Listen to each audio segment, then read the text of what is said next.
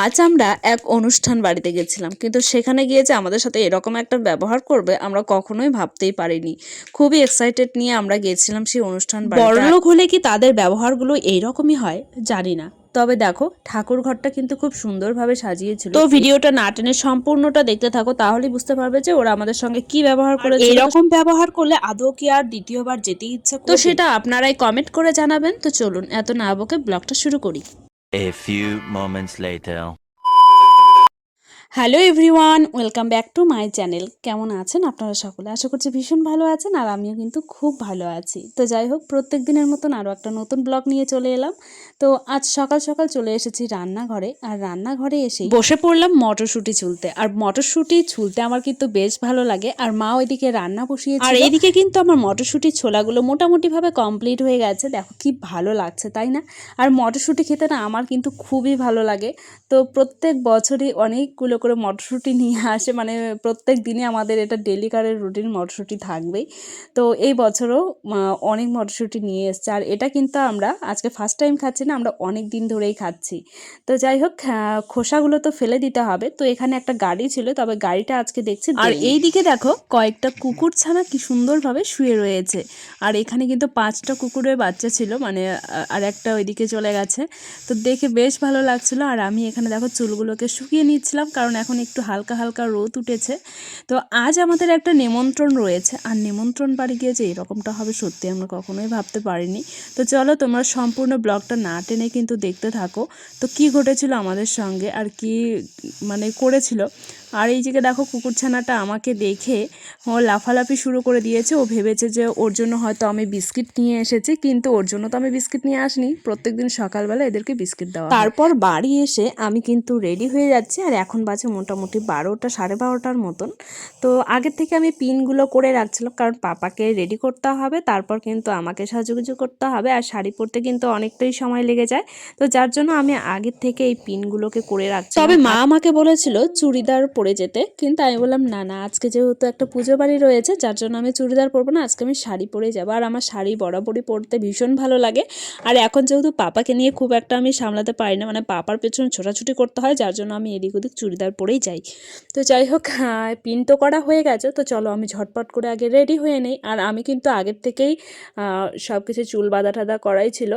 তো তারপর আমি একদম রেডি হয়ে গেছি শাড়ি পরে। আর কেমন লাগছে বলো আমাকে? আর দেখো সোয়েটারও পরে নিয়েছি, প্রচণ্ড ঠান্ডা ছিল। তো যাই হোক, চলো রেডি তো হয়ে গেলাম। তবে পাপাকেও কিন্তু আমি রেডি করে দিয়েছিলাম, আর পাপা কিন্তু এখন রয়েছে ওর ঠাকুমার কাছে। আর এইদিকে কিন্তু আমি শাড়িটা পরে নিয়েছিলাম এই ফাঁকে, কারণ ওকে নিয়ে আমি একদমই শাড়ি পরতে পারি না। ও শাড়ির উপরে শুয়ে পড়বে, নালে শাড়ি ধরে টানাটানি করবে। তো এই রকমই করতে থাকে ও। তো যাই হোক, চলো এখন বাজে প্রায় 1টা 1:30টার মতন, মানে আমরা একটু লেটেই যাচ্ছিলাম। আমাদেরকে বলেছিল 12টার দিকে যেতে, মানে 12টার সময় অনুষ্ঠানটা ছিল। আর অনুষ্ঠানটা কিন্তু আমাদের বাড়ির পাশে, মানে কয়েকটা বাড়ির পরে। আর এরা ছিল আমার কাকুর বন্ধুর বাড়িতে অনুষ্ঠান। আর কাকু কাকিমা তো ওরা আগেই চলে গেছে, বাড়ির সবাই মোটামুটি চলে গেছে, তবে আমাদেরই একটু যেতে দেরি হচ্ছে। প্রথম যখন বিয়ে হয়ে এসেছিলাম তখন না আমাকে এর বাড়ি ওর বাড়ি অনুষ্ঠানে যেতে আমার ভীষণ লজ্জা লাগছিল, তবে এখন আর সেরকম লজ্জা নেই। আর আজকে না আমি ফার্স্ট টাইম ওদের বাড়িতে যাচ্ছি, মানে ওই কাকিটার বাড়িতে যাচ্ছি। তো আমি যখনই আসে আমাদের বাড়িতে তখনই বলে যে তুমি যাবে, ঘুরে আসবে আমাদের বাড়ি গিয়ে। তবে খুব একটা সময় হয়ে ওঠে না, বা যাওয়াও হয় না। তো যার জন্য ভাবলাম যে না, এই অনুষ্ঠানটা মিস করা যাবে না। তো চলো দেখেই আসি। তো কাকিদের বাড়িতেও তো কোনোদিনও যায়নি, এই প্রথমবার যাব। কিন্তু সেখানে গিয়ে এরকম ব্যবহার যে পাবো আমি কখনোই ভাবিনি। ঠিক আছে, তো যাই হোক, খুবই এক্সাইটেড নিয়ে আমি রেডি হয়ে। তো তোমরা কিন্তু জানতেই পারবে যে সেখানে কি হয়েছিল। তার আগে এত না বকে চলো আমরা সেইখানে গিয়ে পৌঁছই, আর সেখানে কি অনুষ্ঠান আছে সেটা কিন্তু বলবো অবশ্যই। আর যাওয়ার পথে পাপা কোলে উঠবে। অন্য সময় ও এত দৌড়াদৌড়ি ছোটাছুটি করে, কিন্তু এই যে কোথাও গেলে পরে কোলে একদমই মানে নিচে একদমই থাকতে চায় না, ও কোলে উঠবে। আর এই যে দেখো কোলে উঠে ও দুষ্টুমি শুরু হয়ে গেছে। আর কিন্তু তোমাদেরকে বলে দিয়েছে যে হাই গাইস, ঠিক আছে, মানে ও আমাকে করতে দেখে, এরকম ফোনে কথা বলতে দেখে, যার জন্য ও এইসব শিখে নিয়েছে। আর এই যে দেখো আমরা যাচ্ছি একদিকে আর ও যাচ্ছে আর একদিকে, মানে এই রকমই দুষ্টুমি করে। আমরা যেই জায়গায় পৌঁছাই না কেন 1 ঘন্টা লাগিয়ে দেবে। আর এই যে দেখো দৌড়াদৌড়ি ছোটাছুটি শুরু করে দিয়েছে।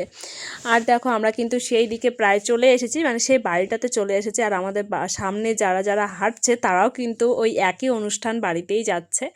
আর এই হলো সেই বাড়ি। তো এই বাড়িতেই কিন্তু অনুষ্ঠান রয়েছে, আজকে ছিল গোবিন্দ সেবা। আর এসে দেখো ঠাকুর ঘরটা এত সুন্দর করে সাজিয়েছে, মানে আমার দেখেই কিন্তু একদম মনটা শান্ত হয়ে গেল। কি অপূর্ব লাগছে তাই না? আর এই কাকি কিন্তু প্রত্যেক দিনই ঠিক এই রকম করেই ঠাকুর ঘরটাকে সাজিয়ে সুন্দর করে রেখে দেয়। আর থালাগুলো দেখো কত সুন্দরভাবে সাজিয়ে রেখেছে। এখানে ভোগ নিবেদন করা হয়েছে, মিষ্টি ফল থেকে শুরু করে সমস্ত রকমের জিনিস কিন্তু দিয়ে এখানে সাজিয়ে দিয়েছে। আর ঠাকুর ঘরটা দেখো এত সুন্দর। আর এই যে ছোট্ট গোপাল, তো গোপালটাকেও কিন্তু বেশ ভালো লাগছে, একদমই ছোট্ট গোপাল। আর এই গোপালটাকে কিন্তু আমি অনেকগুলো ড্রেস বানিয়েও দিয়েছিলাম, আর কাকি কিন্তু এই গোপালের জন্য প্রচুর ড্রেস বানিয়েও নিয়ে আসে আমার কাছ থেকে। আর এই যে তারপর বসে পড়লাম নিচে। আর এই জায়গা একদমই শর্ট, মানে টাউন এলাকায় একটু জায়গা শর্ট হলে যা হয় আর কি। তো এটা এদের বাড়ির মধ্যে প্রচুর লোক, আর ওপরে কিন্তু খাওয়া দাওয়া হচ্ছিলো। আর এই যে পাপাকে দেখো ও কিন্তু কাকুর কোলে চলে গেছে, তো এটা হচ্ছে আমার কাকা শ্বশুর মশাই।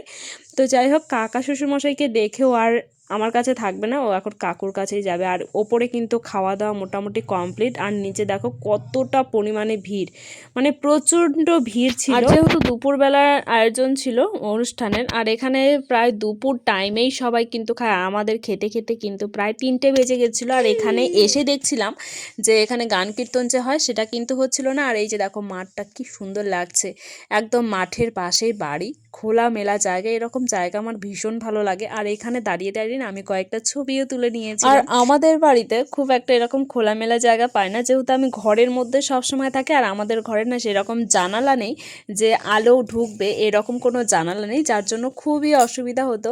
তো আর আমাদের খোলামেলা জায়গা বলতে সেই ছাদে যেতে হবে, না হলে রাস্তায়।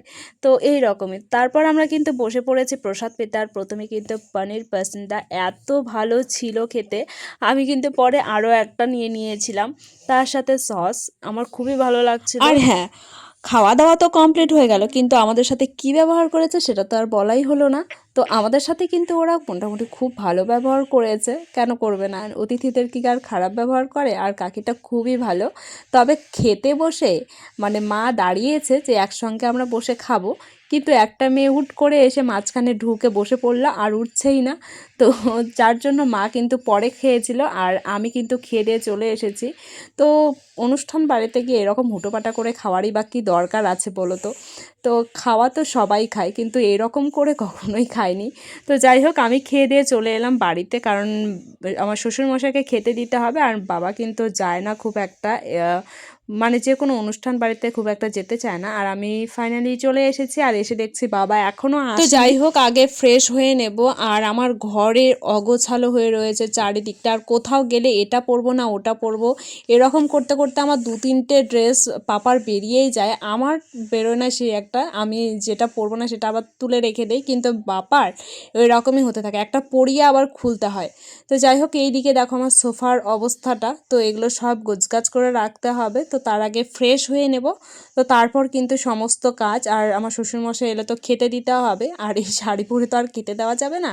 তবে রান্না বান্না এত ভালো ছিল সেটা আর বলে বোঝানোর মতন না, ভীষণ ভীষণ ভীষণ ভালো লেগেছে। আর ওদের ব্যবহারও কিন্তু খুবই ভালো ছিল।